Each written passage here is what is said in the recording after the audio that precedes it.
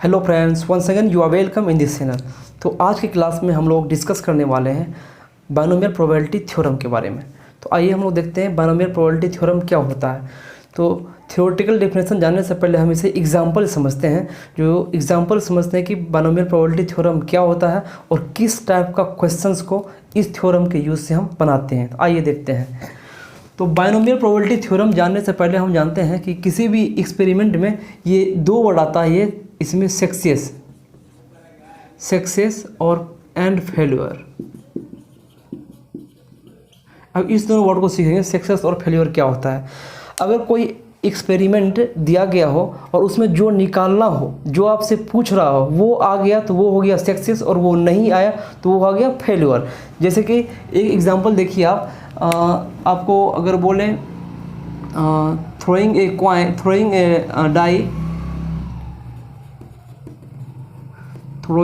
Die find probability of getting even number.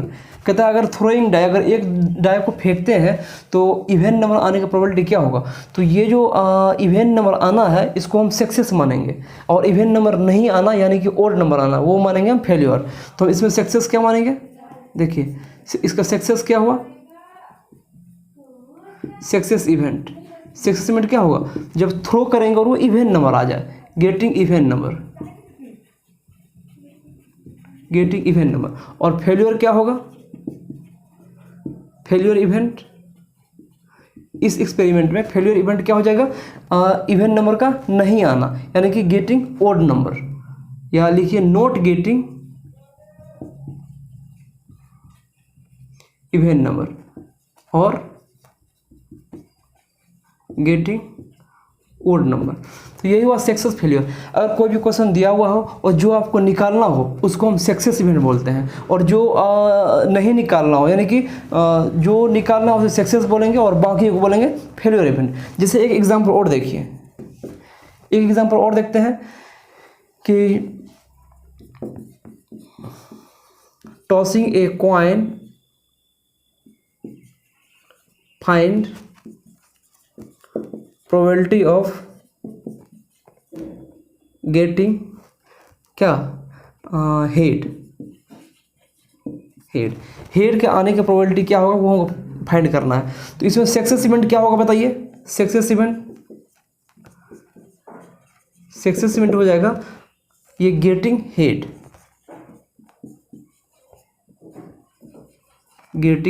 का आना success event हो जाएगा। और फेल्यूर इवेंट क्या हो जाएगा, नॉट गेटिंग हेड यानी कि गेटिंग टेल, आप कह सकते हैं गेटिंग टेल, ये हो गया फेल्यूर इवेंट, है ना। तो अब हम देखते हैं कि किस टाइप का क्वेश्चन हम बाइनोमियल प्रोबेबिलिटी थ्योरम के हेल्प से बनाएंगे। आइए देखते हैं। आइए इस क्वेश्चन के हेल्प से हम बाइनोमियल प्रोबेबिलिटी थ्योरम को पहले समझते हैं, उसके बाद थ्योरेटिकल डिफिनेशन हम लोग देखेंगे। ये क्या कर रहा है, ए कॉइन इज टॉसिंग या ए कॉइन इज टॉस्ड लिख दीजिए। A coin is tossed 10 times. Find the probability of getting exactly 5 times head. तो देखिए इस क्वेश्चन में हम समझते हैं जो किस टाइप का क्वेश्चन है, और हम कैसे समझाएंगे कि ये इस टाइप का क्वेश्चन जो है सो हम बाइनोमियल प्रोबेबिलिटी थ्योरम से ही बनाएंगे। देखिए अब इसमें देखिए इसमें सक्सेस क्या है, सक्सेस इवेंट हो जाएगा हेड का आना, यानी कि पहले यहाँ से देखिए सक्सेस इवेंट क्या हो जाए, सक्सेस इवेंट हो जाएगा गेटिंग हेड। इसको हम सक्सेस इवेंट को एस से नोट कर दे रहे हैं, एस से। और फेल्यूर क्या हो जाएगा, फेल्यूर इवेंट एफ, ये क्या होगा गेटिंग टेल कह सकते हैं। अब देखिए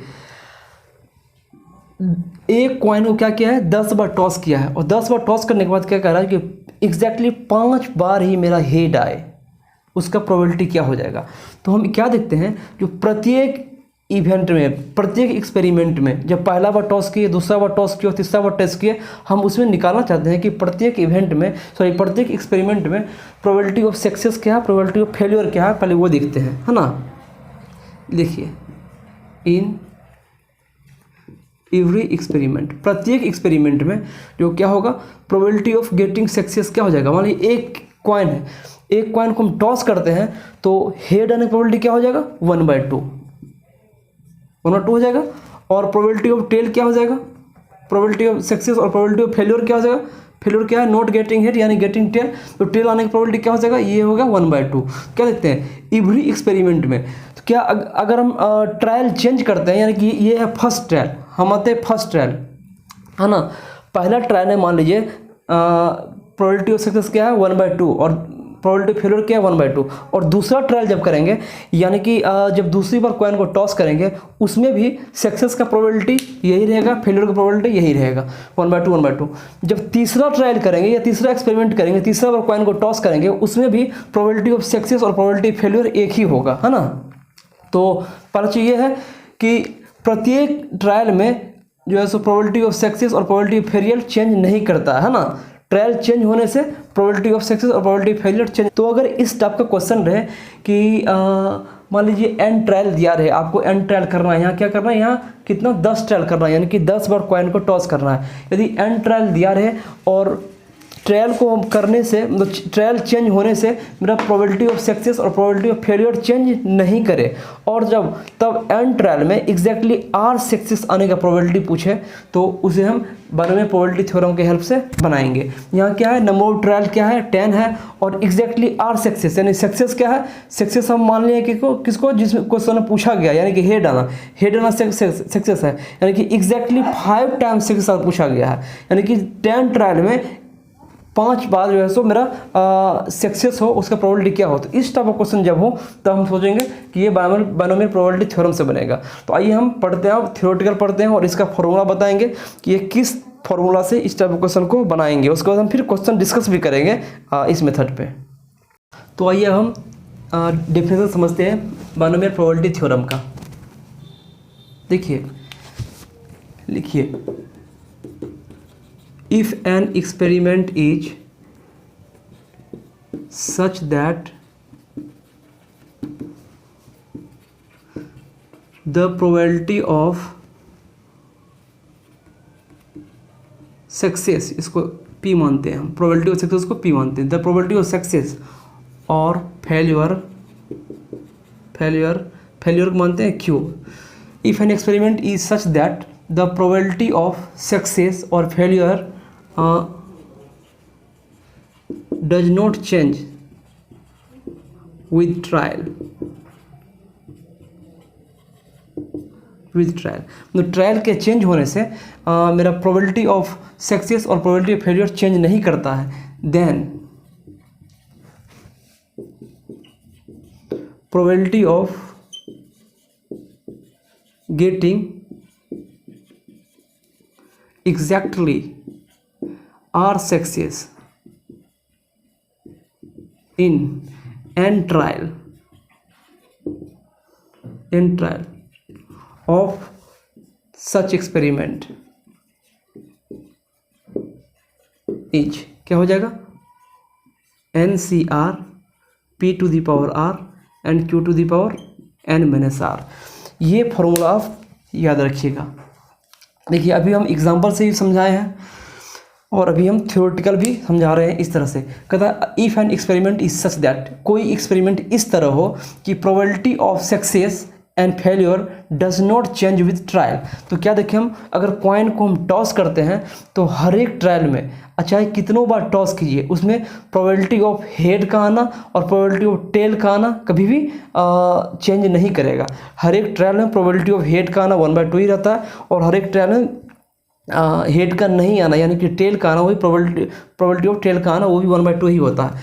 तो यही कह रहा है कि कोई एक्सपेरिमेंट इस तरह हो कि उसमें प्रोबेबिलिटी उसके हर एक ट्रायल में प्रोबेबिलिटी सक्सेस का प्रोबेबिलिटी और फेलियर का प्रोबेबिलिटी सेम हो, यानी कि वो चेंज नहीं करे ट्रायल के साथ। Then probability of getting exactly r success in n trial of such experiment.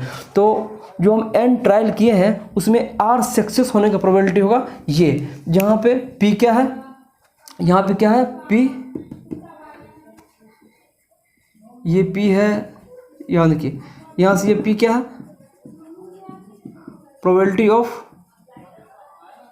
Success, और क्यू क्या है, ये है probability of failure. Failure in each trial, प्रत्येक ट्रायल में जैसो ये P जो है सो क्या है प्रोबेबिलिटी ऑफ सक्सेस और Q क्या है प्रोबेबिलिटी ऑफ फेलियर। और यहाँ से देखिए ये यहाँ से P plus Q equal to 1 होना चाहिए, क्योंकि हर एक किसी भी इवेंट में हम बताए थे जो किसी भी इवेंट का होना प्लस उस इवेंट के नहीं होने का सम क्या होता है 1 के बराबर। तो इसमें हर एक ट्रायल में P प्लस Q का वैल्यू 1 के बराबर होगा। तो यही होता है बाइनोमियल प्रोबेबिलिटी थ्योरम। तो आइए अब कुछ हम क्वेश्चन की हेल्प से जो है सो इसको फिर समझते हैं, कुछ क्वेश्चन से समझते हैं। जैसे कि अभी क्वेश्चन तो अभी जस्ट क्वेश्चन बताए थे, लिखाए थे। अभी इससे पहले वाला क्वेश्चन याद कीजिए क्या था। जो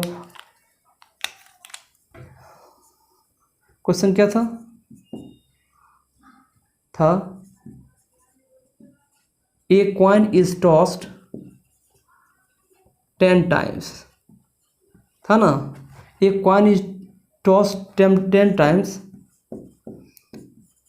find the probability of getting exactly 5 head, है ना। देखिए 5 हेड करा है। इसमें आप देखिए प्रत्येक ट्रायल में सक्सेस का प्रोबेबिलिटी क्या होगा, probability of success. Probability of success को हम क्या मानते हैं, प्रोबेबिलिटी ऑफ हेड। प्रत्येक ट्रायल में हेड का आने का प्रोबेबिलिटी क्या हो जाएगा, क्योंकि हेड पूछा गया, ऐसे प्रोबेबिलिटी ऑफ सक्सेस को मानते हैं हेड। प्रोबेबिलिटी ऑफ हेड क्या हो जाएगा 1/2। इसी तरह प्रोबेबिलिटी ऑफ फेल्यूर, इसको क्या बोलते हैं, इसे बोलते हैं पी।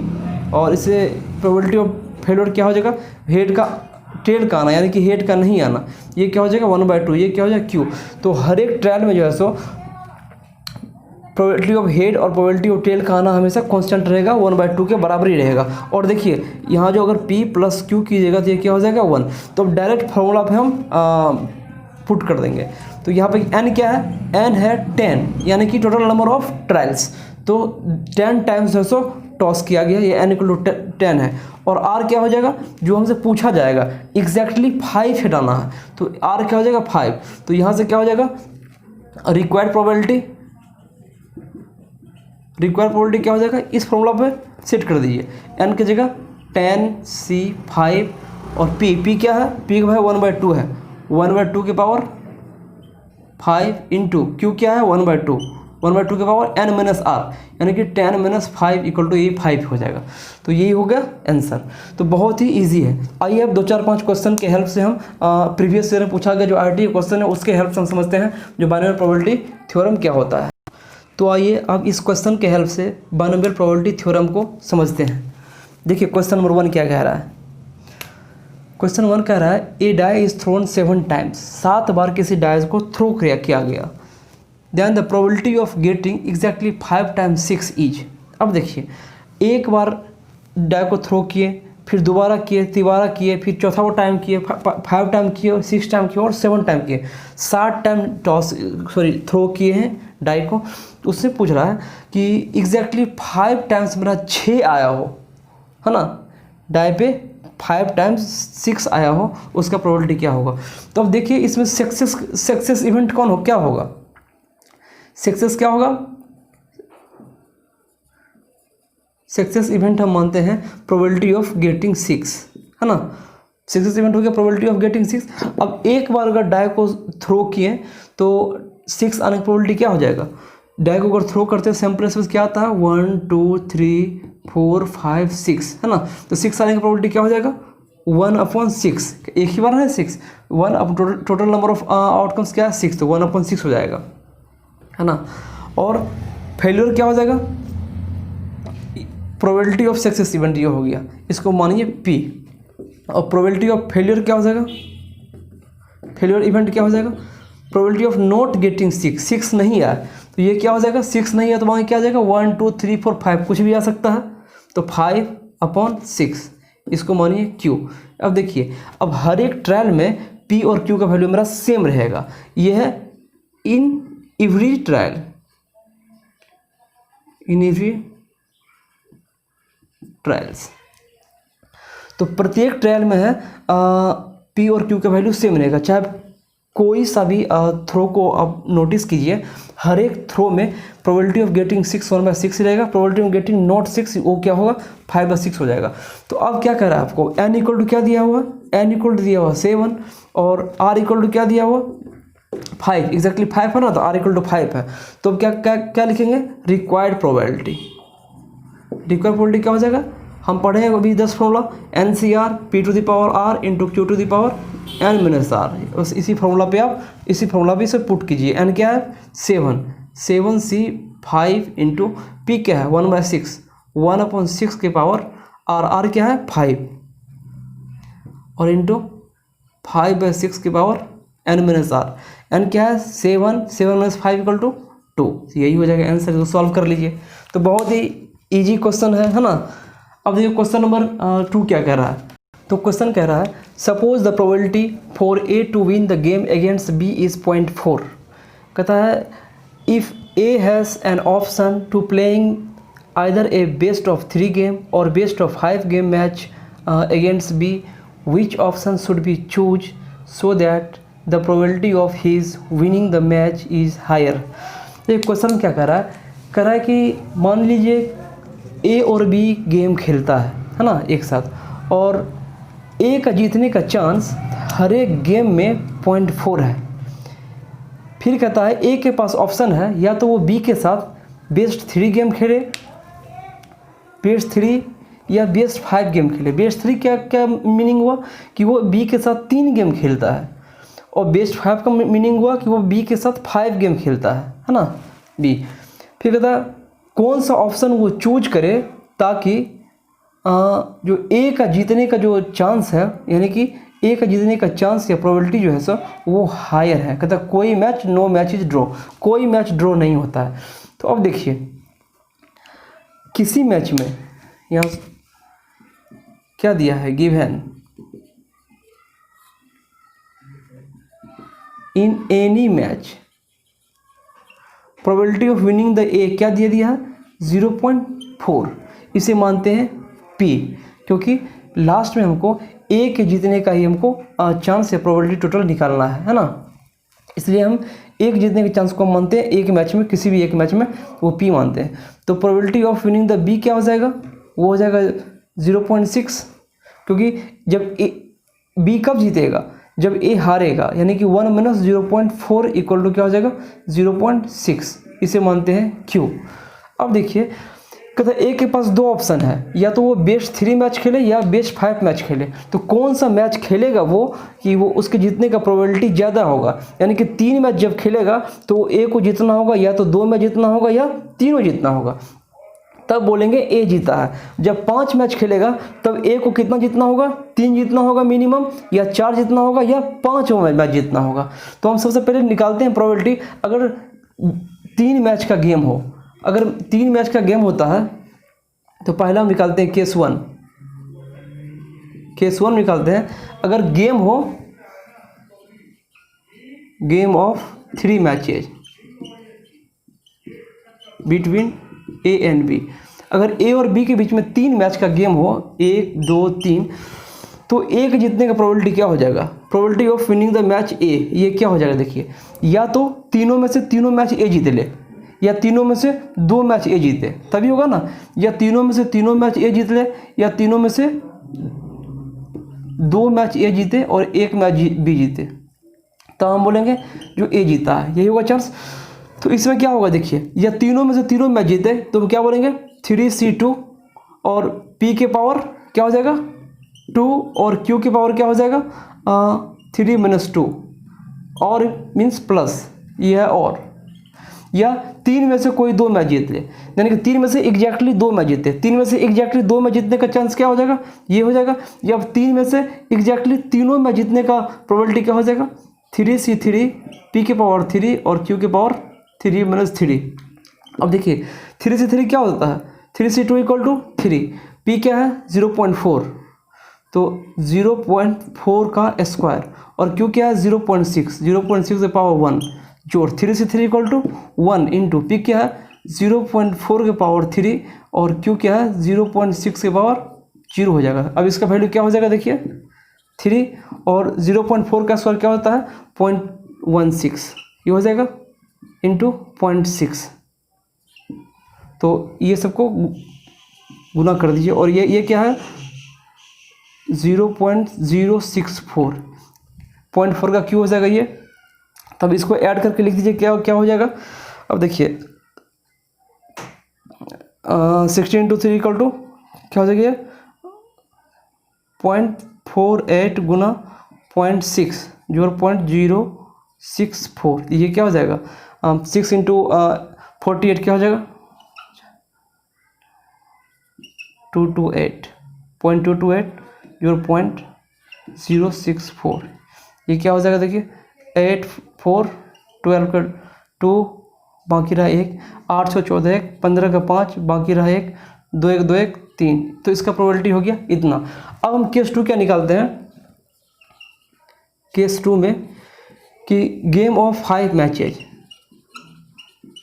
गेम ऑफ 5 मैचेज, अगर गेम ऑफ 5 मैच निकालते हैं तो 1 2 3 4 5, इसमें क्या होगा या तो ए कब जीतेगा, ए जीतेगा देखिए ए का विन क्या कब होगा जब ये 5 में से या पाँचों मैच जीत ले, एग्जैक्टली 5 जीते, या 5 में से 4 जीते, या 5 में से 3 जीते, तब बोलेंगे ए जीता है। तो ये प्रोबेबिलिटी होनी चाहिए। तो देखिए यहाँ पे रिक्वायर्ड प्रोबेबिलिटी यानी प्रोबेबिलिटी ऑफ विनिंग द ए क्या हो जाएगा जब मैच 5 मैच का गेम हो तब, या 5 में से 5 जीत ले, यानी 5C5 इंटू पी के पावर 5 और क्यू के पावर 0, 5 + 5 = 0 हो जाएगा, प्लस या 5 में से कोई 4 मैच एग्जैक्टली 4 मैच जीते तो उससे क्या हो जाएगा 5C4 पी के पावर 4 इंटू क्यू के पावर 1, क्योंकि 5 + 4 = 1 हो जाता है, प्लस या 5 में से 3 मैच जीते तो यहाँ 5C3 और पी के पावर 3 और क्यू के पावर 2 ये हो जाएगा।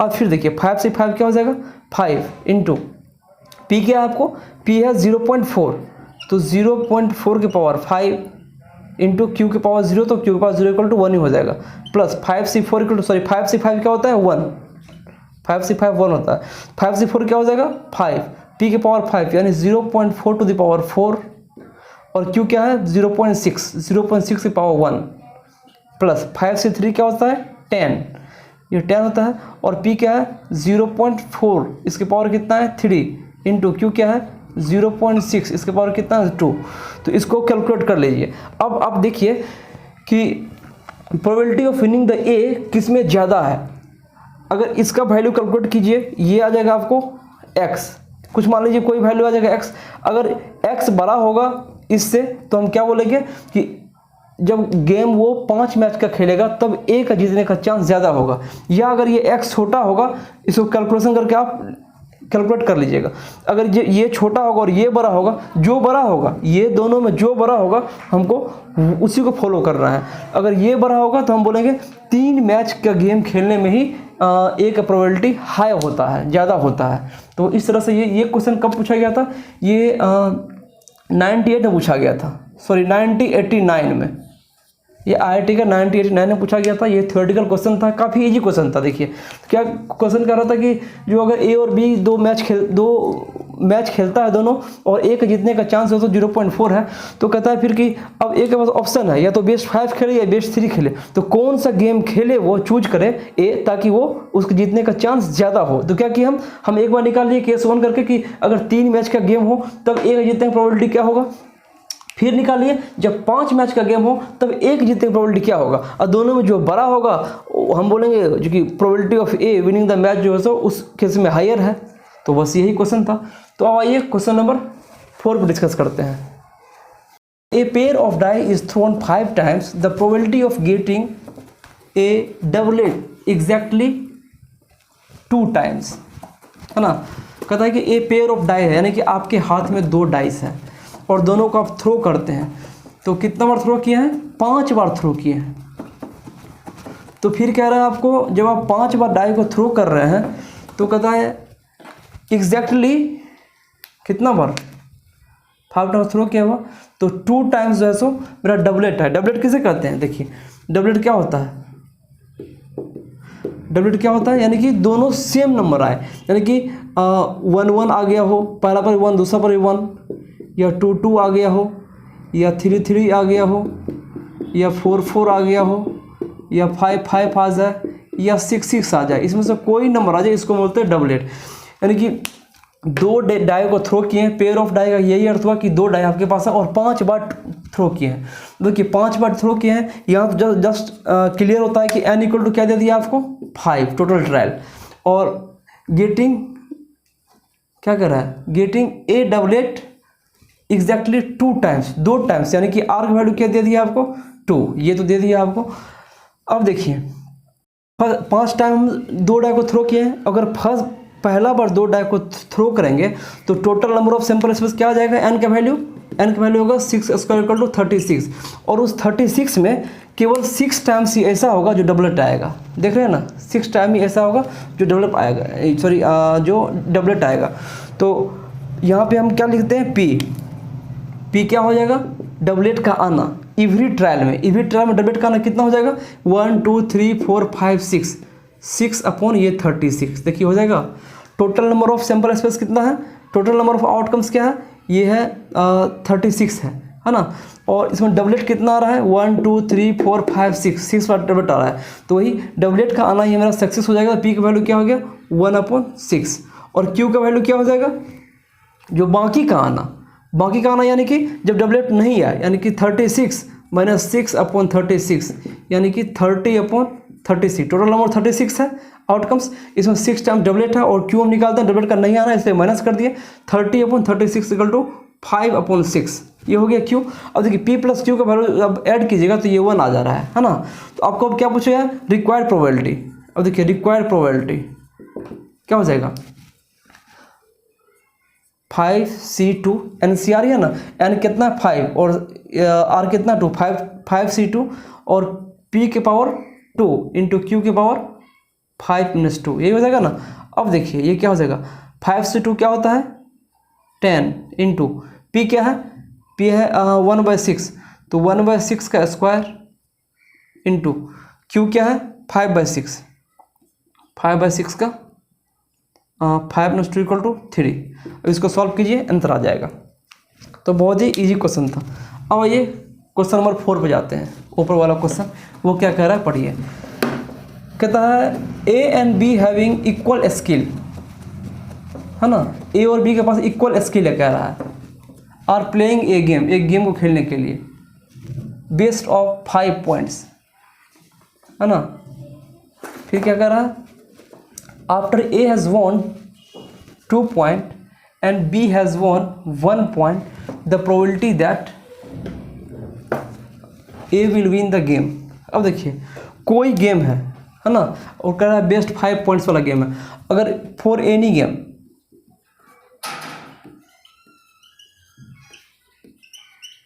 गेम, किसी गेम के लिए यह दे दिया प्रोबेबिलिटी ऑफ विनिंग द ए के विन का प्रोबेबिलिटी और बी का विन का प्रोबेबिलिटी क्या होगा, वो इक्वल है। अब इक्वल होगा, कितना इक्वल होगा, मान लीजिए कोई एक गेम है ये, और 2 कंटेस्टेंट हैं ए और बी, तो कहता है दोनों का इक्वल चांस है इसको जीतने का, तो प्रोबेबिलिटी ऑफ ए क्या हो जाएगा, probability of A equal to probability of B के इक्वल टू क्या हो जाएगा 1/2 हो जाएगा, या तो ए जीते या बी जीते। तो ये यही कह रहा है, जो probability of winning the A, probability of winning B का वैल्यू दे दिया आपको 1/2, यानी यहाँ से पी का वैल्यू भी 1/2 हो जाएगा और क्यू का वैल्यू भी 1/2 हो जाएगा। अब क्या कर रहा है क्वेश्चन देखिए, कहता है कि बेस्ट ऑफ 5 पॉइंट्स, 5 पॉइंट वाला गेम खेलना है, जिसमें कि क्या दे दिया है, ए जीत गया है 2 पॉइंट और बी जीत गया है 1 पॉइंट, यानी कि देखिए 5 गेम अगर होगा 1 2 3 4 5, है ना। इसमें क्या कह रहा है, ए 2 पॉइंट जीत गया है, यानी कि ए 2 बार जीत गया और बी 1 बार जीत गया है ना। तो अब बाकी 2 मैच बचा हुआ है आपको, है ना, ये 2 मैच बचा हुआ है। अब 2 मैच जो बचा हुआ है, तो कहता है इसमें एक जीतने का चांस क्या होगा, है ना, then the probability that A will win the game. अब ए कब गेम को जीतेगा बताइए, ए गेम को तब जीतेगा जब ये या तो ए 1 बार जीत जाए या ए दोनों बार जीत जाए, तभी गेम को जीतेगा ना। अगर मान लीजिए ये दोनों गेम बी ही जीत जाता, ये दोनों गेम अगर बी ही जीत जाता, तो टोटल बी का 0.3 हो जाएगा, ए का 0.2 ही हो जाएगा, तो ये हम कहेंगे ए हार गया है, जो कि क्वेश्चन में दिया गया आपको निकालने के लिए पूछा गया है कि ए मैच जीते उसका प्रोबेबिलिटी क्या होगा, तो ये तो केस होगा नहीं। अब दूसरा केस देखिए, अगर ए बी है, अगर दोनों मैच ए ही जीत जाए तो क्या बोलेंगे, ए जीत गया, क्योंकि टोटल 1 2 3 4 मैच ए जीत जाएगा, 5 में से 4 जीत जाएगा तो 4 पॉइंट हो जाएगा ए को, और बी को 1 ही पॉइंट होगा, तो बोलेंगे बी जीत गया। या होगा एक ये ए है और एक बी जीते, और एक ही मैच ए जीते फिर एक बी जीत जाए, तो फिर भी ए का पॉइंट हो गया 1 2 3 और बी का पॉइंट हो गया 2, तो यहाँ से भी ए जीत गया, यानी कि ये दोनों केस होगा हमारा, है ना।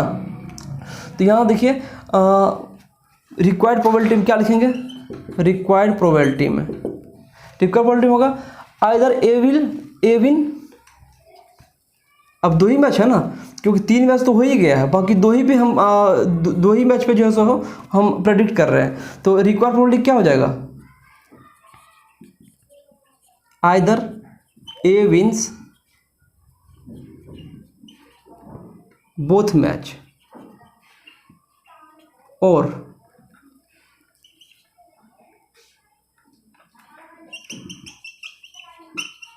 वन मैच, कहते या तो दोनों मैच जीत जाए ए या एक मैच जीते, या दोनों जीत जाए। तो देखिए टोटल मैच कितना है, अब टोटल खेलने वाला मैच कितना है, 2 ही है, क्योंकि 3 मैच खेल चुका है, तो ये 2 में से जैसो दोनों जीत जाए, यानी कि ये वाला चांस हो जाएगा, यानी कि 2 मैच है इसमें से दोनों जीत जाए, 2c2 इंटू पी के पावर 2 इंटू क्यू के पावर 2 - 2, ये हो जाएगा ना, और है तो प्लस दे देंगे, या 1 में जीते ए, यानी कि 2 में से कोई एक मैच ए जीते, यानी कि p to the power 1 and q to the power 2 - 1, तो यहाँ से क्या हो जाएगा, 2c2 क्या होता है 1, एंड p क्या है, p का वैल्यू है 1/2, तो 1/2 का स्क्वायर हो जाएगा ये, और q का वैल्यू क्या है 1/2 के पावर 0 हो जाएगा, 2 में से 2 गया ना 0, प्लस 2c1 = 2, और p क्या है 1/2 और q क्या है 1/2, तो q के पावर 1 ही होगा, कि 2 में से 1 गया तो 1 ही बचेगा, ये 2 से 2 कैंसिल हो जाएगा, ये क्या हो जाएगा देखिए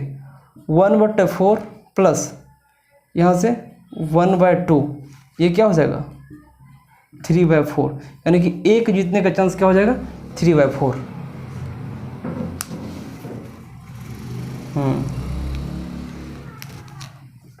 तो यही हो गया आपको।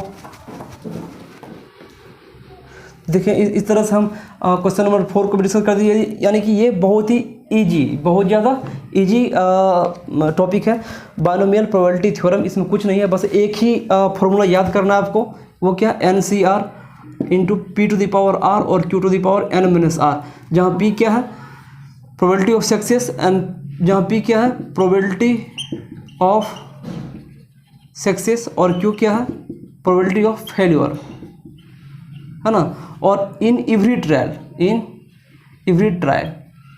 और यहाँ p + q का वैल्यू 1 होगा, बस यही देखना है हमको। तो इस तरह से बायनोमियल प्रोबेबिलिटी थ्योरम खत्म हुआ, बहुत ही इजी था। अब अगली क्लास से हम लोग डिस्कस करेंगे किसके बारे में, तो बेस थ्योरम के बारे में। बेस थ्योरम बहुत ही इंपॉर्टेंट थ्योरम है प्रोबेबिलिटी का, इससे हर एक साल क्वेश्चन पूछा जाता है, IIT मेन से भी और IIT एडवांस से भी। तो हम बेस थ्योरम के बारे में अगले क्लास में डिस्कस करेंगे। तब तक के लिए गुड बाय।